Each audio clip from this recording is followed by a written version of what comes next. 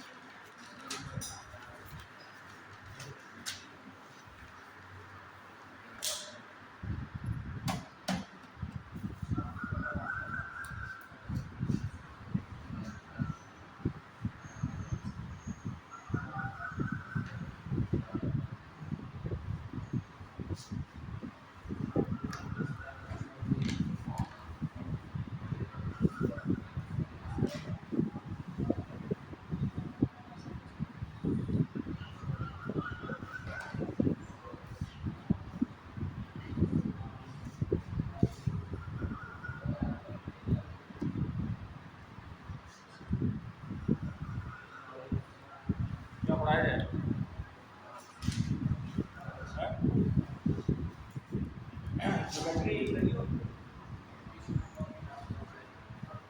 Geometry में आज हम लोग पढ़ेंगे प्रॉपर्टीज ऑफ ट्रायंगल, और आपके सिलेबस में भी प्रॉपर्टीज ऑफ ट्रायंगल।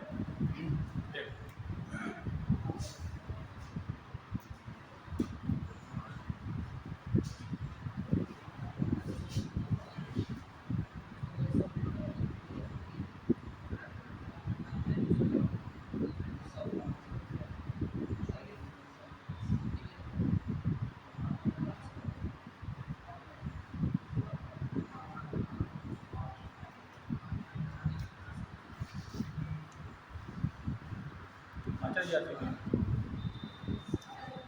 तुम देखने आए कंप्यूटर चल रहा है, बंद हो गया, तब वहाँ चली जाती है, तबीयत खराब हो जाती है। अपने को थोड़ा मजबूर करो, इतनी तबीयत खराब होगी कैसे जियोगी?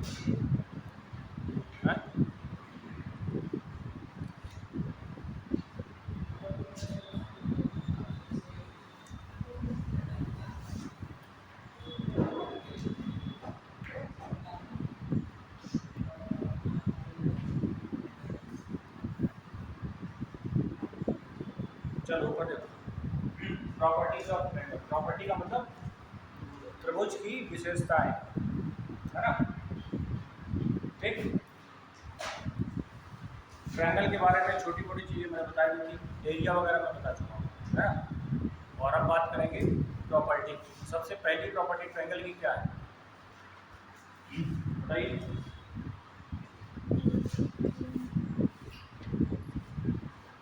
पहली प्रॉपर्टी ट्रायंगल की है कि आखिर ट्रायंगल बने कैसे। ट्रायंगल का फॉर्मेशन मतलब कि उसकी भुजाओं की लेंथ कितनी कितनी हो कि एक त्रिभुज बन जाए। तो अगर आपसे पूछा जाए कि अगर एक ट्रायंगल की भुजाएं आपको दी जाए, ट्रायंगल की भुजाएं नहीं, 3 लाइनें दी जाए, बोला जाए कि इनसे एक ट्रायंगल बनाओ, त्रिभुज बनाओ, तो ये देख कर पता होना चाहिए कि इससे एक त्रिभुज बनेगा कि नहीं बनेगा। तो जैसे मैं आपको दे दूँ कि एक साइड है 3 सेंटीमीटर, एक साइड है 4 सेंटीमीटर और एक साइड है 7। ये 3 भुजाएं हैं इसकी ट्रायंगल की। मान लेते हैं ट्रायंगल की भुजाएं हैं, या मान लीजिए कि 3 लाइन से, 3 क्या है, रेखा है। और अगर मैं पूछूं आपसे कि अगर इन 3 रेखाओं से, भाई ट्रायंगल किससे बनता है? 3 लाइन से बनता है, 3 भुजाओं से बनता है, तो क्या इनसे त्रिभुज बनेगा? है? 3 भुजाएं हैं और इससे त्रिभुज बन जाएगा, ये बात बिल्कुल ही गलत है, क्योंकि इनसे ट्रायंगल नहीं बनेगा। Can not form.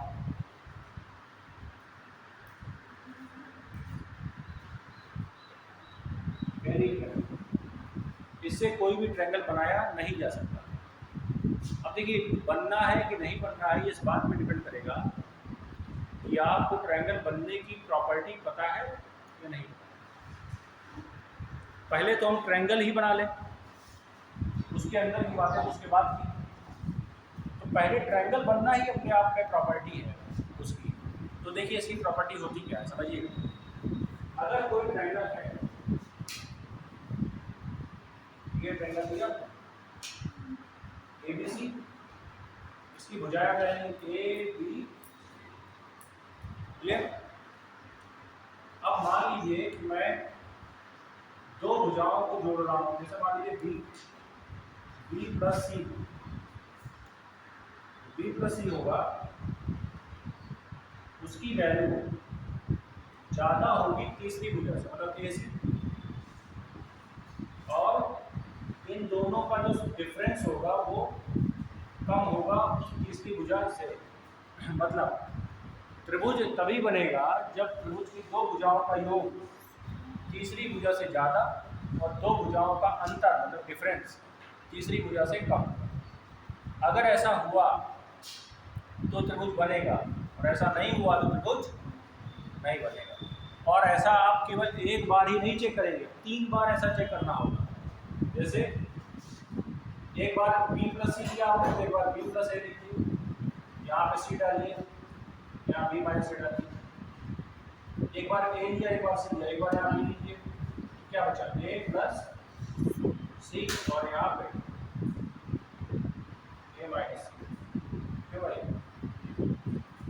ऐसे ही होता है, ये होता है। लग रहा है क्या बात है, गर्मी लग रही है क्या ज़्यादा? AC लगवा दें, लगवा दें, तुम बता सकते, मैं नहीं लगवा देंगे अभी तत्काल। तो दिल्ली आओगी फिर? AC देखने तो आओगी, लगेगी नहीं भाई? AC देखने तो कम से कम आना ही पड़ेगा कि लगी खुल गई।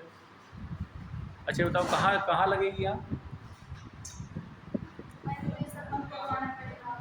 ये सब बंद कराना पड़ेगा, मतलब जितने की AC नहीं उतने पहले खर्चा है।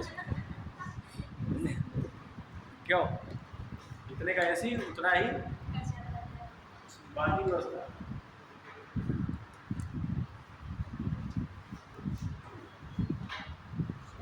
चलो ठीक, लगवा देंगे। बाजार नहीं सही, बाजार लग रहा है, बाजार लग रहा है, कल लगेगा तब देख।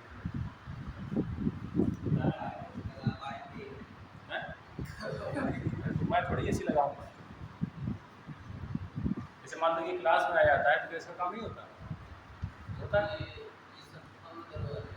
बंद करवा दोगे? ये ज़्यादा ठीक है, ये ज़्यादा ठीक है।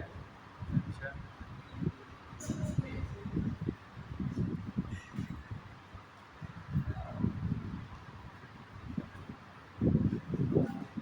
यहाँ AC लगा के जो है बहुत बढ़िया सिस्टम बनाया जा सकता है।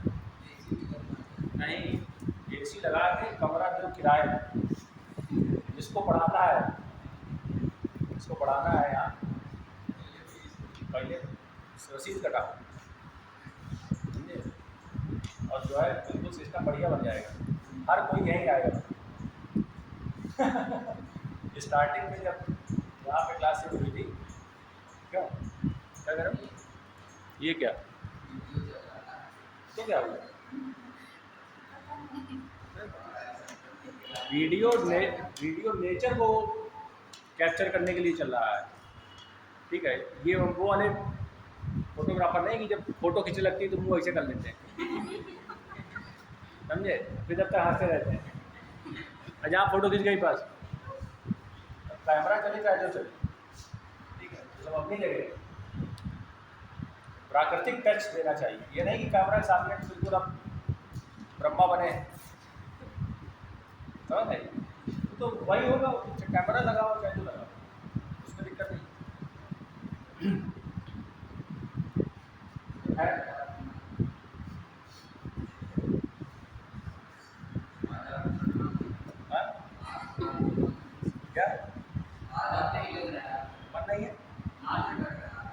पढ़ाने में आज? हाँ ये सही कह रहे हो, आज मन नहीं लग रहा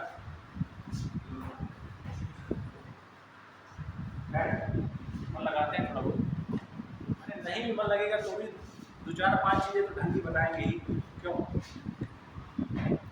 अब सरकार ऐसी लगवा दे तो और अच्छी अच्छी बातें बताएंगे, नहीं है तो 2-4 कम अच्छी अच्छी बातें बता पाते हैं।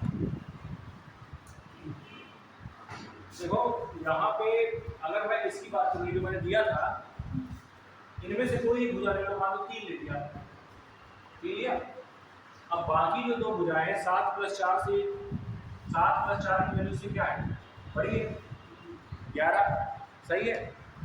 अरे नहीं क्या है, क्या देखो ना यहाँ पे नहीं क्या होता है, 2 भुजाओं का योग तीसरी से ज़्यादा होना चाहिए, है ज़्यादा, और 2 भुजाओं का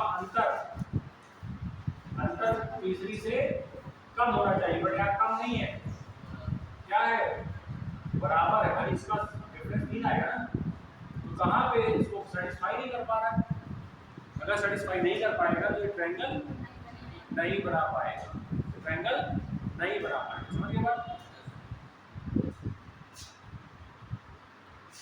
जैसे मान लो साइड्स दी गई है,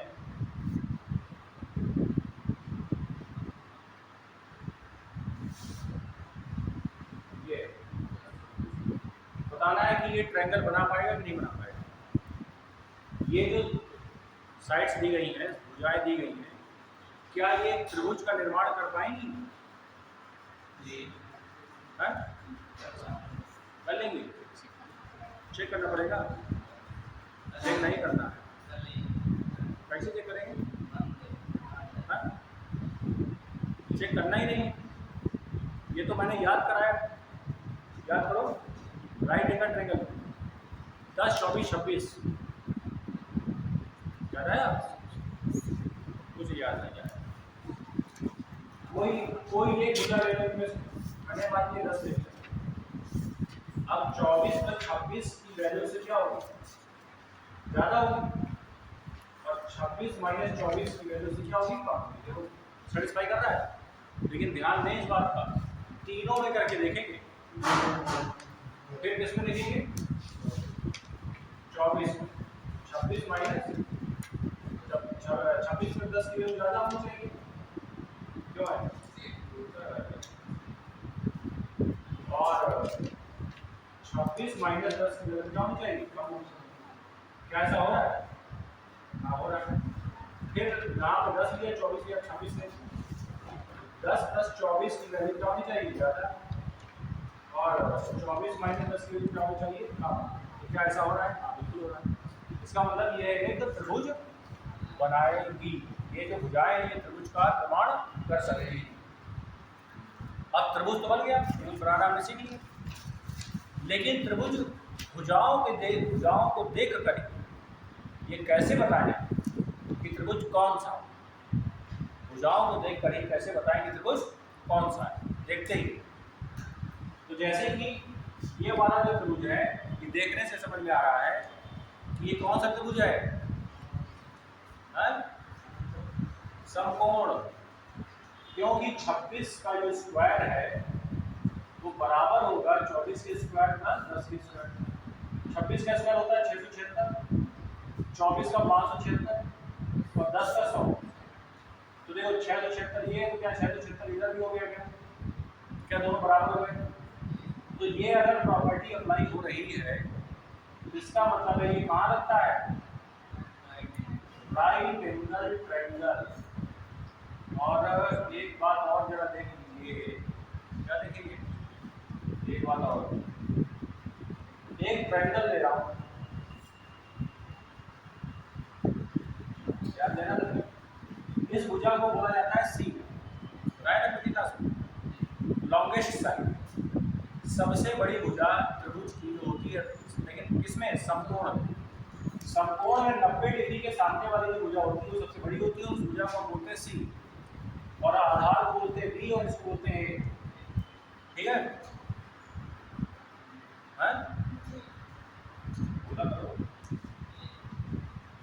सी का स्क्वायर बराबर क्या होता है, इसको मैं ये कब होता है जब त्रिभुज समकोण, मतलब अगर 3 भुजाएं आपको दी गई और उनमें से जो सबसे बड़ी भुजा है अगर उसका स्क्वायर बाकी दोनों भुजाओं के स्क्वायर के योग के बराबर हो जाए तो वह त्रिभुज क्या हो जाएगा, राइट एंगल हो जाएगा। क्या हो जाएगा, राइट एंगल हो जाएगा। समझ पा रहे हैं? अब इसमें आप देखिए तीनों भुजाओं में सबसे बड़ी कौन है, 26 का स्क्वायर देखो बाकी भुजाओं के स्क्वायर के योग के बराबर नहीं है क्या, है कि नहीं है? अब देखो जरूरी नहीं कि हमेशा राइट एंगल बने, कुछ और भी बन सकता है। तो देखिए अब इसको समझिएगा बात, कोणों पर आधारित 3 त्रिभुज हमने देखे। वैसे तो हमने 6 देखे हैं टोटल, थोड़ा सा बात को समझना गहराई से, ठीक है। त्रिभुज हमने 2 तरह से देखे, याद करा रहा हूँ थोड़ा सा। एक था बेस्ड ऑन साइड्स और दूसरा था बेस्ड ऑन,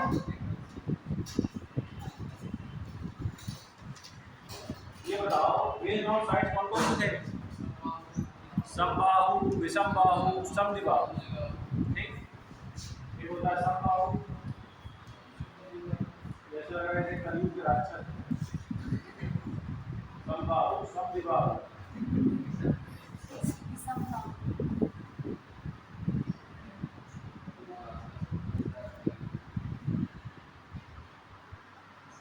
ऐसे तो नाम लोग रखते थे, ऐसे नाम होता है ना राक्षसों के, बाहु, शास्त्र बाहु, विषम बाहु,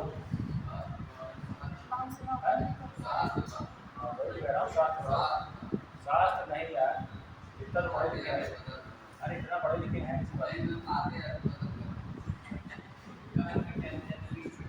ज़्यादा पढ़े लिखे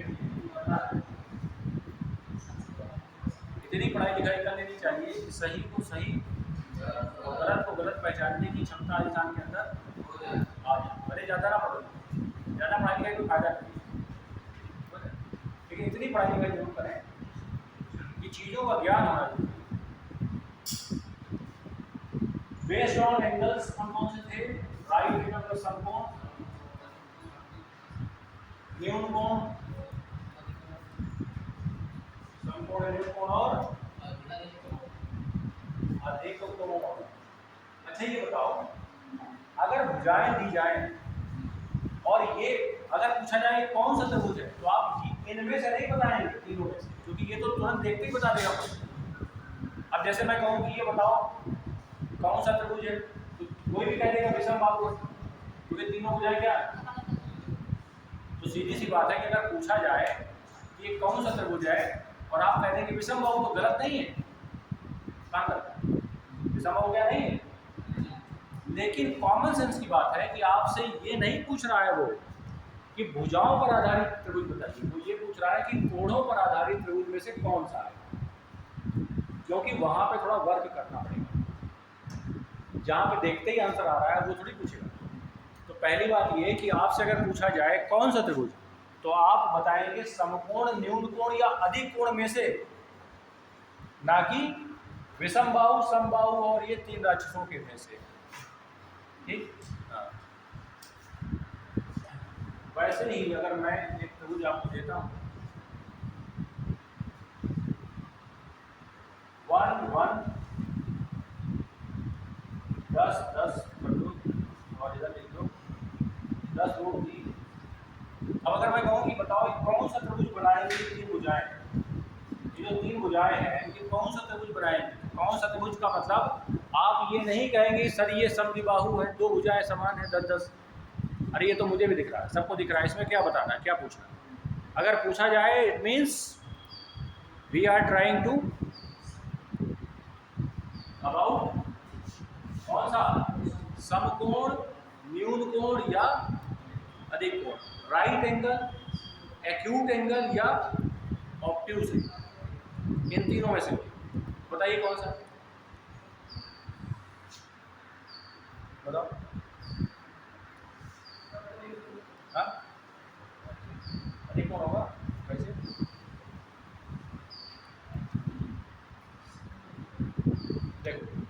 अधिक कोण की भी कंडीशन समझोगे, अभी देख के नहीं बता रहे भाई। समकोण की मैंने आपको सिस्टम बता दिया क्या चलता है, समकोण में क्या लगता है। समकोण का क्या सिस्टम बताएगा, सबसे बड़ी भुजा का स्क्वायर अगर बाकी दोनों भुजाओं के स्क्वायर के योग से बराबर हो तो क्या होगा, समकोण होगा। और वहीं पे देखिए अब दूसरी कंडीशन बनेगी, 3 कंडीशन बनेगी। 3 पहली बनेगी समकोण के लिए, तो समकोण के लिए बना सी स्क्वायर बराबर ए स्क्वायर प्लस बी स्क्वायर। दूसरी कंडीशन बनेगी सी स्क्वायर ग्रेटर देन, और तीसरी कंडीशन बनेगी सी स्क्वायर लेस देन।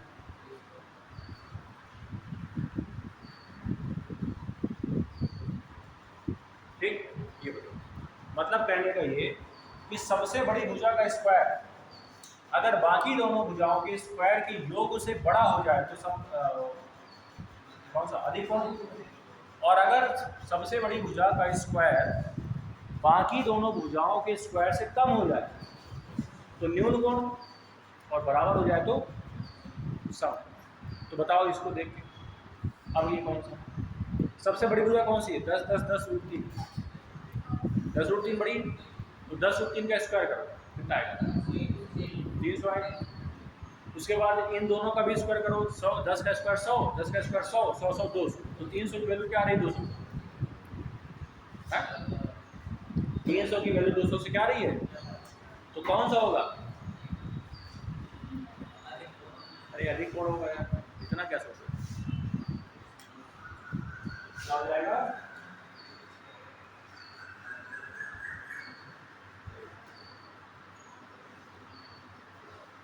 लिखो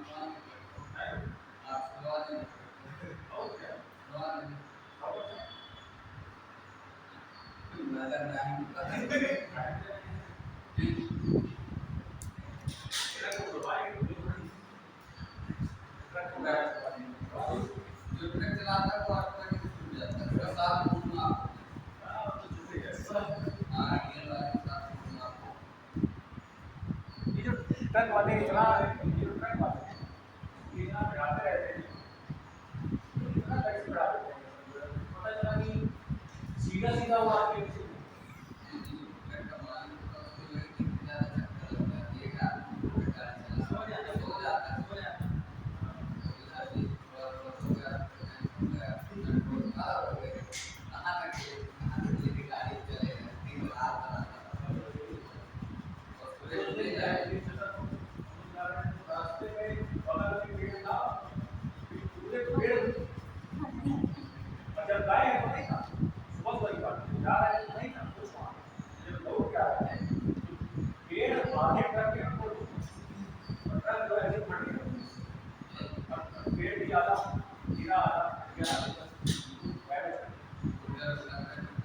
सुबह सुबह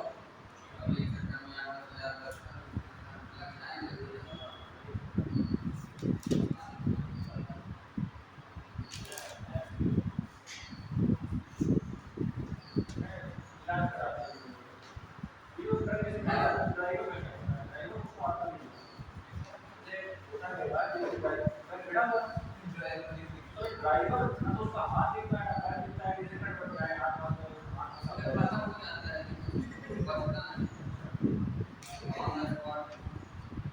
ये स्टूडेंट का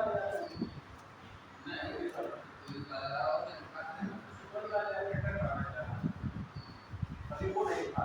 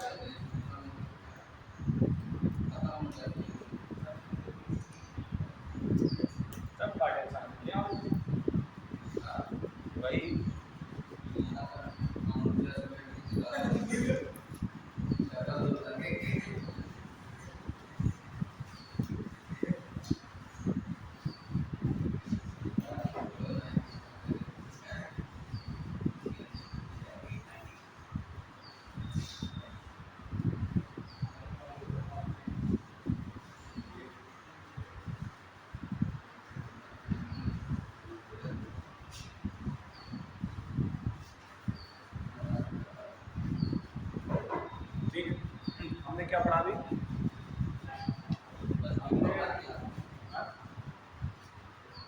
अभी हमने क्या पढ़ा? ट्रायंगल बनने की प्रॉपर्टीज, और ट्रायंगल बनेगा तो कौन सा बनेगा इसकी भी प्रॉपर्टीज पढ़नी है।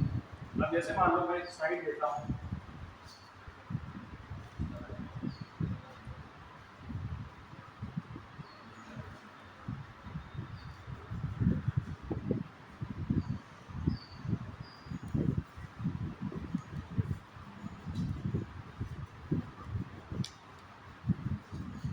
ये एक हमने त्रिभुज की भुजाएं दे दी थी 8, 12 और 9, और मैं कह रहा हूँ बताओ इसे ट्रायंगल कौन सा वाला ट्रायंगल बनेगा, कौन सा ट्रायंगल इससे बनने वाला है बताइए, कैसे निकालें?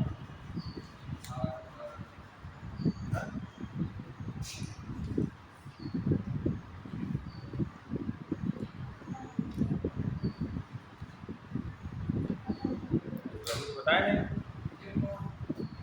कौन सा ट्रायंगल बनेगा इससे, पता नहीं है, अभी बता रहे थे 2 मिनट पहले। ट्रक की कहानी सुन लीजिए ना, यदि कोड़ी बनेगा कैसे, क्या लगा दिया जो कैसे?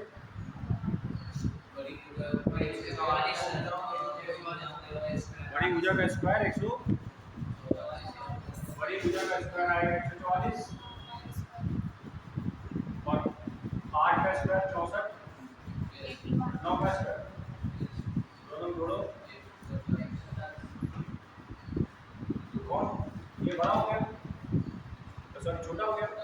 तो जो बड़ी भुजा का स्क्वायर है मतलब सी स्क्वायर छोटा हो रहा है ना स्क्वायर से डी स्क्वायर, कौन सा बढ़ेगा? न्यून कोण, ठीक है। अच्छा अब एक बात बताओ, पहले ये तो चेक कर लो कि त्रिभुज सच में बनेगा कि नहीं बनेगा। जब त्रिभुज बनेगा तब तो न्यून कोण अधिक होगा, ऐसा ना हो कि त्रिभुज ही ना बन रहा हो तुमने मामला प्रैक्टिस कर दिया। जरा ये बताओ कैसे करते थे, देखो 12, 8 प्लस 9 की वैल्यू होनी चाहिए ज़्यादा, और 8 और मतलब 9 माइनस 8 की वैल्यू होनी चाहिए कम, सही है। देखो 2 भुजाओं का योग तीसरी भुजा से ज़्यादा होना चाहिए और डिफरेंस कम होना चाहिए, हो रहा है। अच्छा, एक बार नहीं करते हैं, कई बार करते हैं, 3 बार करते हैं। एक बार यहाँ 12 लिया, एक बार यहाँ 9, क्या क्या होता है? 12 ज़्यादा है, 12 में से 8 जो को सही चल रहा है। फिर यहाँ पे क्या लेंगे? 8 ले लीजिए। यहाँ देखिए 12 प्लस 9, 12 माइनस चल रहा है सही। अगर ये यहाँ पे दिक्कत कर देता तो हम आगे बढ़ ही ना पाते, पर चलो नहीं कर रहा है इसलिए आपने आंसर दे दिया जो कि सही। लेकिन ये ध्यान दें, क्योंकि सबने ध्यान नहीं दिया इस बात पे। हाँ, इस बात पे बहुत कम लोगों ने ध्यान दिया है कि ये पहले ये चेक करा जाता है कि त्रिभुज बन रहा है कि, मान लो त्रिभुज ही ना बनता तो अधिक कोण, न्यून कोण और समकोण में कैसे बताएं? तो तुमने भुजाएं देखी और स्क्वायर करना शुरू कर दिया, तो वहां से ही आ तो जाएगा, बट पहली वाली प्रॉपर्टी अगर फ्लॉप हो गई या काम नहीं कर पा रही है, कारगर नहीं है, तो दूसरी वाली प्रॉपर्टी लगेगी नहीं। समझ गए बात? हाँ, इन सब बातों को ध्यान रखिए। जैसे मान लो कि भोजन दे रहा हूँ मैं,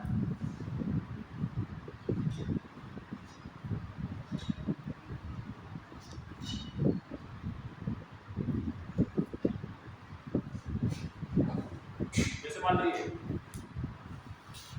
ये कौन सा त्रिभुज बनेगा?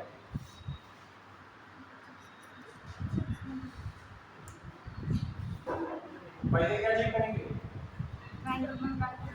पहले ये चेक करेंगे कि त्रिभुज बनेगा भी कि नहीं बनेगा। क्या लग रहा है? उम्मीद तो नहीं बनेगा। क्यों? क्योंकि 12 प्लस 11 ज्यादा होना चाहिए 25 से, बट क्या हो रहा है? कम हो रहा है, जो कि वैलिड नहीं है। अब ये ट्रायंगल ही नहीं बना पा रहा है तो ट्रायंगल के टाइप्स कैसे बना पाएगा? ठीक है, नॉट वैलिड। ठीक, नोट करिए, नोट कर लो, चलो अपनी नोटबुक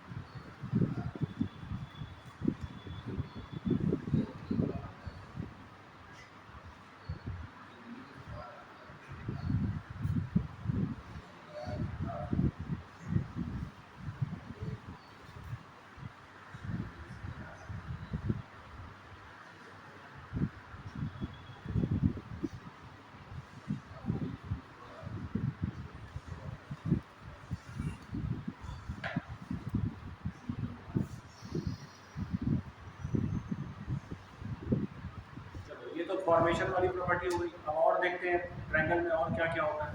ठीक है, क्षेत्रफल हमने कल देख ही लिया था, वो तक बहुत अच्छा है। उसमें से एक दो चीज़ और बता था, जैसे कि सेंटर्स होते हैं ट्रायंगल में, कुछ पता नहीं आपने सुना है इंग्लिश में, बता देते हैं। सेंटर्स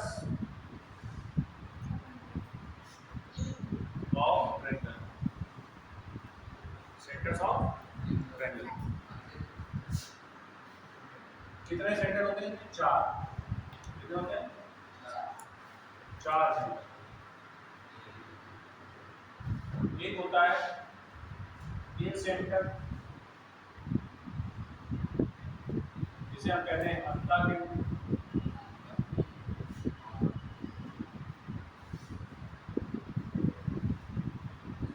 दूसरा होता है ऑर्थो सेंटर,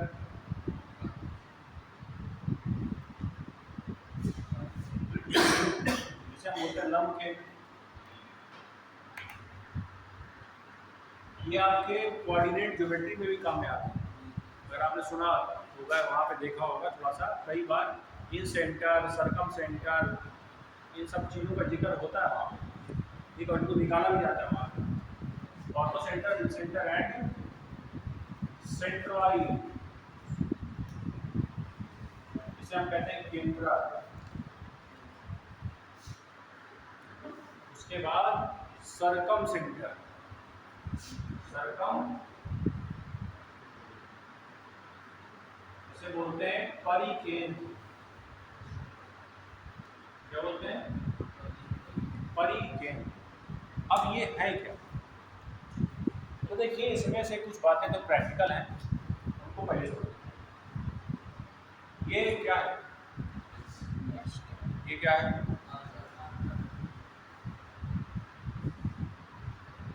ये एक फिक्स पॉइंट पे बैलेंस होगा, लेकिन अगर ये पॉइंट पर डिस्टर्ब कर देता हूँ, जरा सा भी इधर उधर कर देता हूँ, तो बैलेंस, मतलब कि कोई एक निश्चित बिंदु है जिस पर बैलेंस हो रहा है, मतलब इस पूरे डस्टर का भार किसी एक बिंदु पर टिका हुआ है, और उसी बिंदु को कहते हैं सेंट्रॉइड।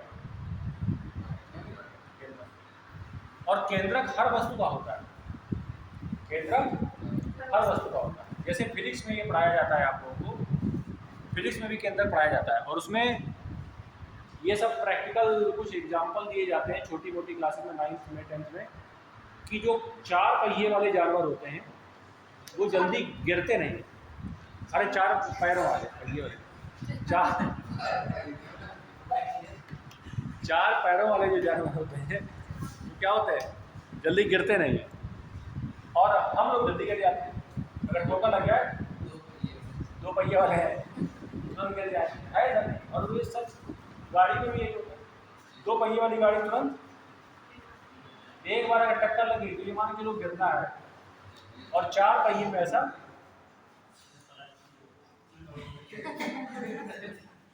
4 पहिए भाई साहब नहीं होता है ना। तो वो भी जो चीज है ना, केंद्रक की है। केंद्रक अगर हमारे क्षेत्रफल से बाहर निकल गया तो बैलेंसिंग गड़बड़ा जाएगी, नहीं समझे भाई? जैसे 4 पैरों वाले जो जानवर हैं, उनका जो केंद्रक है वो उनके चारों पैरों के बीच में रहता है। वो अगर डगमगाते भी हैं तो केंद्रक उनकी बॉडी से बाहर नहीं जाता है, इसीलिए वो बैलेंसिंग उनकी ज़्यादा अच्छी होती है। और हम लोग क्या है कि हमारा जो केंद्रक है वो जरा सा भी हम डगमगा जाए तो जो केंद्रक है वो तुरंत बॉडी से बाहर चला जाएगा, ठीक है? तो वो क्या होगा? डिसबैलेंस हो जाएगा। तो ये बैलेंसिंग है एक तरह से, और इसी को हम लोग बोलते हैं ग्रेविटेशनल पॉइंट, जैसे बोलते हैं ना गुरुत्वाकर्षण बिंदु, है ना? और गुरुत्व केंद्र, हाँ जिसे कह सकते हैं गुरुत्व केंद्र, सही कह रहा है गुरुत्व केंद्र बोलते हैं ना फिजिक्स में, जहाँ पे सारा मास एकत्रित हो। समझे? हाँ हाँ सर जी।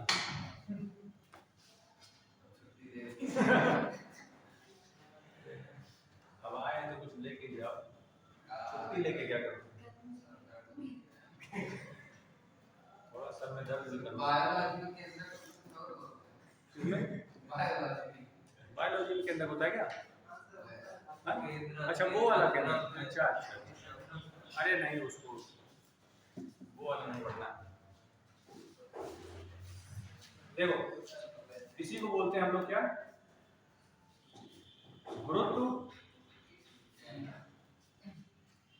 गुरुत्व केंद्र, और इसीलिए इसको हम दिखाते हैं जी से। किसे दिखाते हैं? जी से। ऑर्थो सेंटर क्या चीज है और सर्कम सेंटर क्या चीज है, इसको समझ लेते हैं। पहले अंता केंद्र को समझ लेते हैं और सर्कम सेंटर को समझ लेते हैं, परिकेंद्र को समझ लेते हैं। तो देखिए होता है, जैसे मान लीजिए एक तो सर्किल है और सर्किल है तो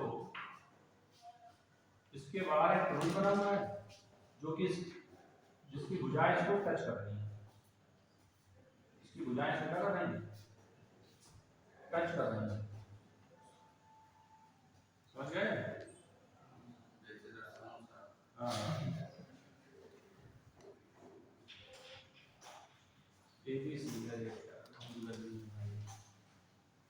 देखो अगर किसी ट्रायंगल के अंदर सर्किल है तो उस सर्किल का जो केंद्र है उसी को बोलते हैं इन सेंटर, अंत केंद्र। यहां पे इसका केंद्र है, किसका केंद्र है, सर्किल का सेंटर है सर्किल का, और इसी को बोलते हैं हम लोग इन सेंटर, इन सेंटर। और अगर सर्किल बाहर है, अगर सर्किल बाहर है इसी को बोलेंगे परिवृत्त, और इसी का जो केंद्र होगा वो परिकेंद्र, परिकेंद्र होगा इसके अंदर। इसके अंदर क्या होगा, परिकेंद्र। कहीं हो सकता है, यहाँ सकता है, कहीं हो सकता है, तो इसको बोलते हैं परिकेंद्र। तो ये ध्यान दें कि अगर मान लीजिए कि सर्किल जो है वो ट्रायंगल के अंदर है तो उसका जो केंद्र होगा वो अंतःकेंद्र होगा, और अगर सर्किल ट्रायंगल के बाहर है तो उसका जो केंद्र होगा वो परिकेंद्र होगा। यही दोनों के बीच में अंतर है, दोनों के बीच में जो डिफरेंस है यही। अब ये बनते कैसे हैं, कैसी प्रॉपर्टीज होती हैं इनमें, ठीक है, एक एक सेंटर पे बहुत सारी बातें हैं, ठीक है। अच्छा, एक बात थोड़ा ऑर्थो को समझ लेते हैं, ठीक है। डॉक्टर ऑर्थो क्यों, ऑर्थो का मतलब मैंने बताया ज्योमेट्री में किससे होता है, ये इसका संबंध परपेंडिकुलर, परपेंडिकुलर मतलब लंब। अब जैसे कि ये त्रिभुज है, अब त्रिभुज में लंब डालो, इधर से एक लंब डालो, यहाँ से और एक लंब डालो यहाँ, तीनों भुजाओं पे हमने लंब डाली। मान लीजिए यहाँ से लंब डाला 90, ये 90 और ये 90, और तीनों जहाँ पे कट करेंगे उसी को बोलेंगे ऑर्थो। समझ गए? तीनों भुजाएं जहाँ पे इंटरसेक्ट करेंगी या प्रतिच्छेद करेंगी उसे प्रतिच्छेद बिंदु को क्या कहेंगे, लंब केंद्र। नोट हो गया।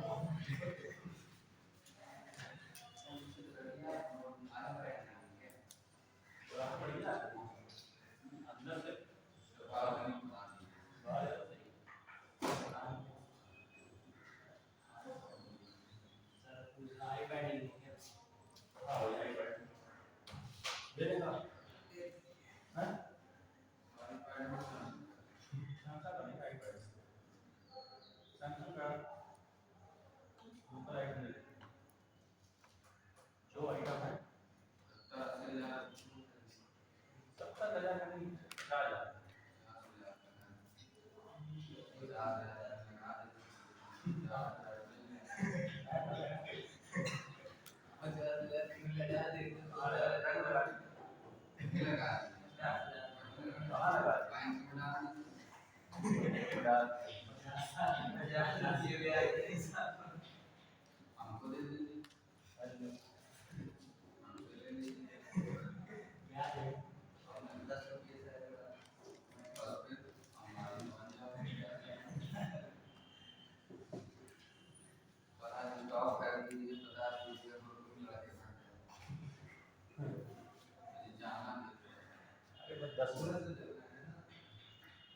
कितना बोलेगा, 45 हुआ, एक बनू जाने दो, कम से कम एक घंटा, 45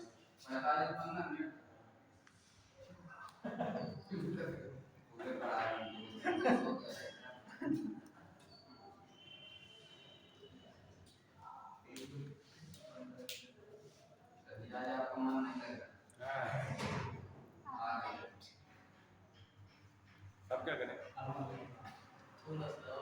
थोड़ा लग जाएगा, ठीक है। ये समझ में आई बात।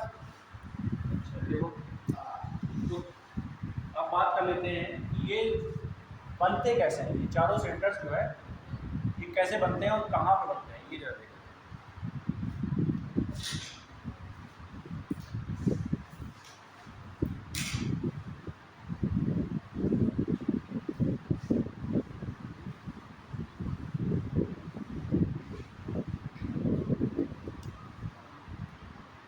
सबसे पहले डालिए इन सेंटर।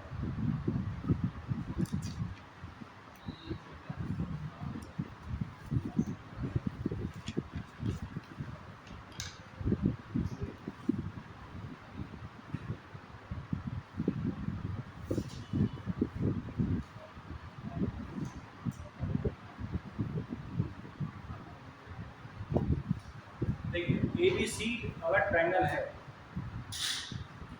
अब मैं तीनों कोणों को बाइसेक्ट कर रहा हूँ। इस एंगल को बाइसेक्ट करिए। बाइसेक्ट मतलब क्या होता है? समविभाजित कर रहे हैं। इसको कोण, इसको भी समविभाजित करिए, ऐसे लाइन कीजिए, इसको भी समविभाजित करिए, ऐसे कीजिए। अब बताइए तीनों जो समविभाजित करने वाली लाइनें किसी बिंदु पर मिलेंगी और यही बिंदु हमारा क्या कहलाएगा? इन सेंटर मतलब आई। इन सेंटर मतलब आई होना होता है। और अभी मैं बता चुका हूँ कि ये जो केंद्र है, ये इसके सर्किल, इस ट्रायंगल के अंदर सर्किल बनने वाला जो है उसका केंद्र। तो अगर मैं इस केंद्र से ऐसे रख कर एक सर्किल ऐसे घुमा दूँ तो वो सर्किल जो है, सर्किल की जो परिधि है वो इसकी तीनों भुजाओं को छूती हुई निकल जाएगी। ठीक, तो ये जो इसकी डिफिनीशन होगी, डिफिनीशन क्या बनेगी? इंटरसेक्शन पॉइंट ऑफ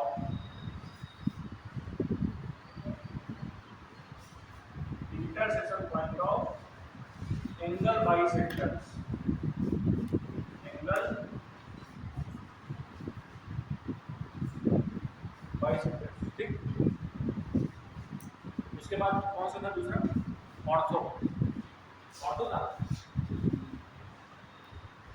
दूसरा, था ऑर्थो।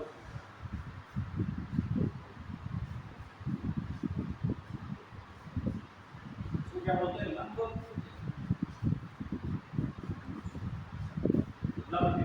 अब इसको बोलेंगे हम लोग क्या?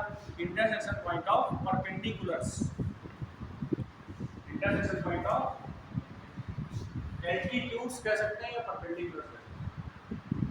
देखो एक बात और समझो, एल्टीट्यूड्स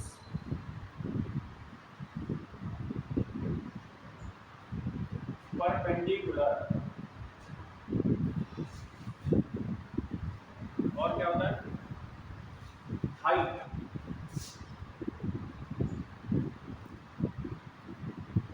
अगर मैं आपसे पूछूं इन तो कहते हैं तीनों को क्या है? लंब। भाई एल्टीट्यूड मतलब भी लंब होता है, परपेंडिकुलर मतलब भी लंब होता है, और हाइट भी तो एक तरह से लंबी होती है। किसी पे हाइट ड्रॉ करनी है तो क्या करूंगा मैं? इस पे परपेंडिकुलर डालूंगा। ठीक, बताइए इन तीनों में डिफरेंस क्या है? डिफरेंस जैसे होता क्या है, सुनो एक बढ़िया बात। जैसे इंग्लिश में कुछ शब्द ऐसे हैं कि आप समझ नहीं पाएंगे, डिफरेंस क्रिएट नहीं कर पाएंगे। जैसे इंग्लिश में चाचा को क्या कहते हैं? ताऊ जी को, मामा को, फूफा को, अरे अंकल। फूफा जी की क्या है? सब अंकल है, कैसे पता चलेगा कि कौन सा है?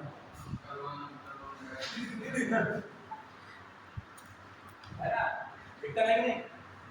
इंग्लिश में क्योंकि जो रिलेशंस है वो हमारे हिंदी से निकले हुए अलग अलग। इंग्लिश में बहुत ज़्यादा, या जो भी ऐसे देश हैं जो इंग्लिश जहाँ की मातृभाषा है वहाँ पे रिश्ते बहुत ज़्यादा नहीं है इस तरह की जैसे हमारे यहाँ। ठीक है, साड़ू समझे भाई, साल बाद समझ में आया। अभी एक साल पहले मैंने ब्लड रिलेशन आया तब मुझे सही पता चला कि साड़ू है। पर खाली सुनिए ना, आज मैं कभी जानने का प्रयास किया कि हाई कौन सी चिड़िया, और ये ना तो ये शब्द मुझे आता चल रहा है कि मतलब इसका क्या है। लेकिन जब ये सब चैप्टर्स पढ़ाने लिखाने वाला प्रोग्राम में जैसे बीच में यूज होता है ब्लड रिलेशन, तो वहाँ पर देखा कि अच्छा हाँ ये क्या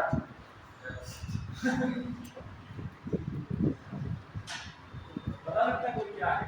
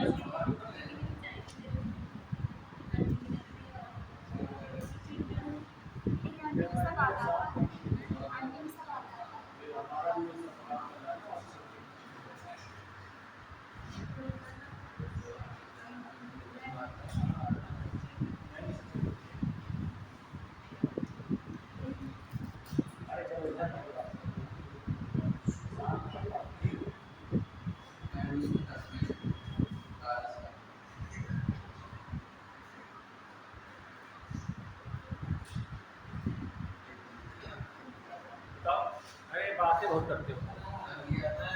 बताओ परपेंडिकुलर एल्टीट्यूड में क्या अंतर है? कुछ नहीं।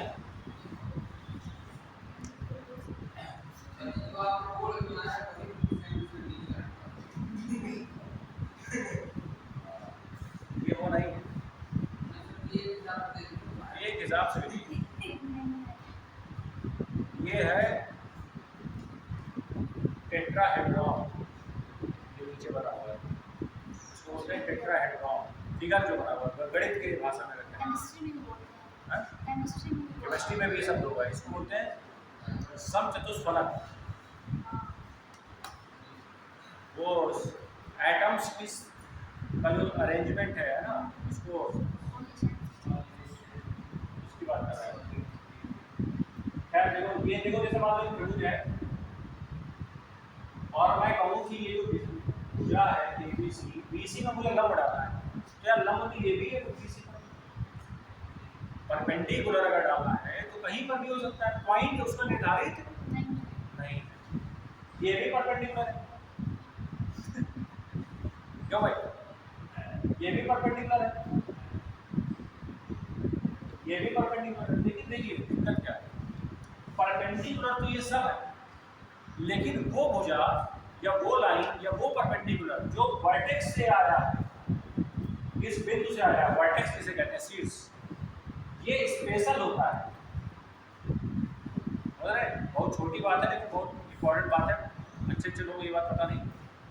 परपेंडिकुलर और एल्टीट्यूड में क्या डिफरेंस है कि जो यहाँ से आया है वर्टेक्स से, इसको, इस परपेंडिकुलर को, इस स्पेशल परपेंडिकुलर को हम बोलते हैं एल्टीट्यूड, और इसी को बोलते हैं हाइट। भाई ये बताओ, ये हाइट है क्या? हाइट तो शीर्ष से ही आएगी, इसीलिए इसको हम लोग एल्टीट्यूड या हाइट कहते हैं। और नॉर्मल परपेंडिकुलर तो कहीं से भी डाल दीजिए कोई दिक्कत, ठीक है, ये अंतर है बेसिक। ऑर्थो में बताया जा चुका है इंटरसेक्शन पॉइंट ऑफ क्या होता है,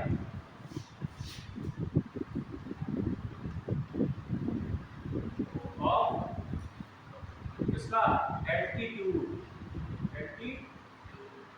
जैसे मान लो ये त्रिभुज है, इधर से परपेंडिकुलर, इधर से परपेंडिकुलर, इधर से परपेंडिकुलर, ठीक है। अब देखो ये तीनों परपेंडिकुलर कहाँ पे काट रहे हैं, यहाँ पे, तो ये हो जाएगा ऑर्थो सेंटर, ठीक है, ठीक। तीसरा क्या था, सेंट्रॉइड। सेंट्रॉइड में क्या बताया गया, intersection point of line bisectors होता है। जैसे मान लो ये त्रिभुज है, लाइन बाइसेक्टर क्या होता है, इस लाइन के मिड पॉइंट को जो लाइन मिलाएगी वो लाइन बाइसेक्टर होगी। ये क्या कौन सा पॉइंट है, मिड, इधर से जो इसके मिड पॉइंट को मिलाएगी ये लाइन बाइसेक्टर होगी, क्यों भाई? इधर से जो लाइन मिलाएगी वो लाइन बाइसेक्टर होगी, आधा आधा डिवाइड करेगी नहीं। AD BCF ये जो पॉइंट है ये क्या सेंट्रॉइड है, सेंट्रॉइड को किसे दिखाते हैं, G से, अभी समझाया था। ये क्या होता है, intersection point of line bisectors, मतलब कि जो भुजाओं को समविभाजित करने वाली जो रेखाएं हैं उनका जो प्रतिच्छेद बिंदु है ये वो होता है। देखने फिर ना जाओ, देखने में बहुत कुछ रहेगा लेकिन होता थोड़ी।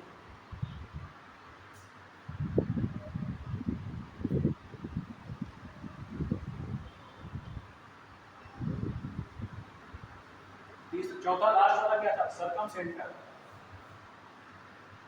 सर्कम सेंटर इसको क्या बोलते हैं, परिपेट। ये होता है इंटरसेक्शन पॉइंट ऑफ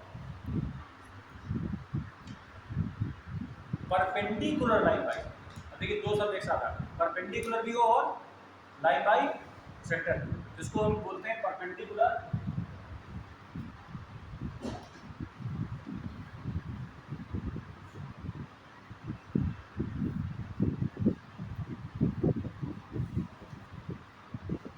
मान लो एक त्रिभुज है। अब ये बताओ परपेंडिकुलर लाइन बाइसेक्टर क्या होता है। जैसे मान लो ये मिड पॉइंट है इसका, तो लाइन बाइसेक्टर कैसे होगा, ऐसे और बिल्कुल सीधी रेखा खींचो ताकि क्या हो जाए, अब इसका कोई जरूरी नहीं कि यहाँ से जाए शीर्ष से, क्योंकि परपेंडिकुलर का सीट से ज़्यादा इंपॉर्टेंट नहीं। वैसे ही यहाँ पे एक यहाँ से बना दो परपेंडिकुलर भी लाइन बाय साइड में, एक यहाँ से बना दो परपेंडिकुलर भी लाइन बाय साइड।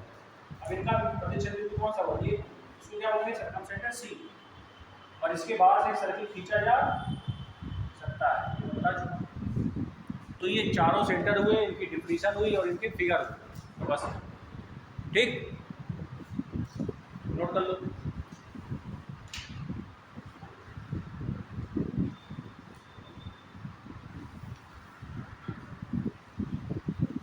ठीक है,